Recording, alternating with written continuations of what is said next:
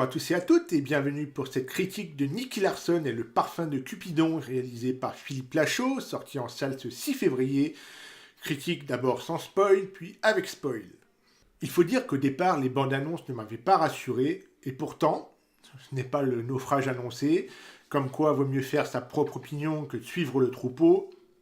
Il fallait l'oser, et Philippe Lachaud l'a fait, adapter le mythique City Hunter, plus connu sous le nom de Nicky Larson chez nous, de Tsukasa Ojo, et il a même eu l'aval de son créateur, alors bon, voilà. Alors certes, ce n'est pas le film de l'année, hein, voilà.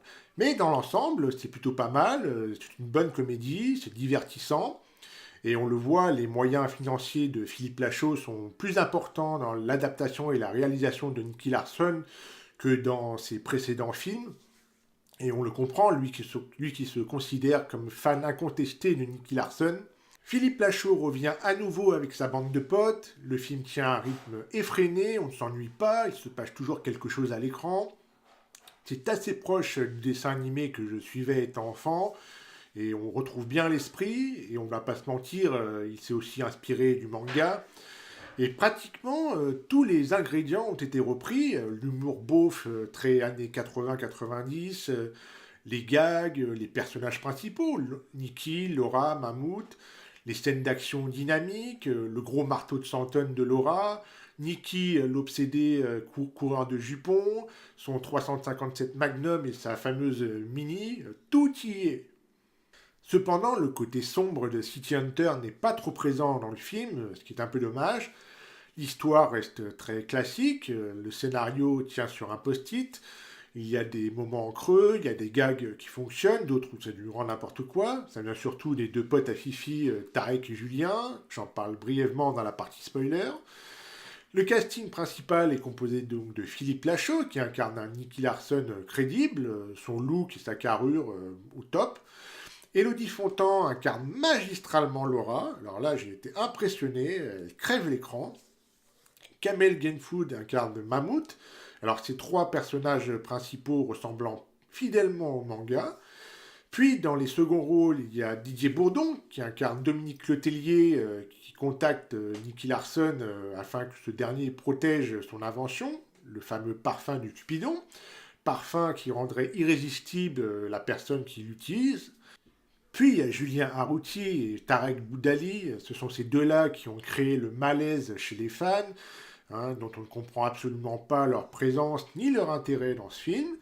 Ils nuisent et pourrissent l'intrigue régulièrement, chacune de leurs interventions est synonyme de gags redondants à outrance.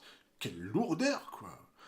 Et leurs dialogues sont peu inventifs. Par contre, j'ai largement préféré Pamela Anderson qui joue avec brio son rôle de bimbo, et elle est même très drôle en plus. Passons maintenant à la partie spoiler. Pour ceux qui n'ont pas vu le film, vous êtes prévenus. La fidélité à l'œuvre d'origine ne fait aucun doute, avec d'abord l'environnement, l'appartement et l'immeuble de Nicky et Laura très fidèles, le flashback montrant le meurtre de Tony Marconi, l'ancien coéquipier de Nicky, Hélène Lamberty, personnage joué par Sophie Mouzel, Laura qui explose Nicky avec son marteau sous un fond uni, partenaire de choc de Nicky et leur relation Je t'aime moi non plus, ou encore l'utilisation de toutes les musiques du dessin animé et aussi l'utilisation du générique japonais de City Hunter Get Wild à la toute fin du film.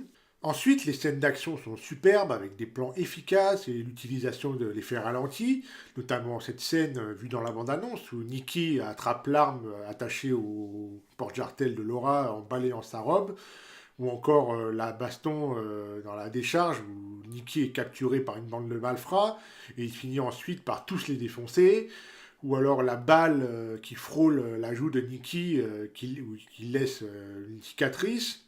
Ensuite, j'ai plutôt bien apprécié les références et clins d'œil habilement amenés sous forme de twist au Club Dorothée, avec par exemple les Chevaliers du Zodiaque, Olivier Tom, l'inspecteur Gadget, Salut les musclés, Hélène et les garçons, Dragon Ball, et bien d'autres encore.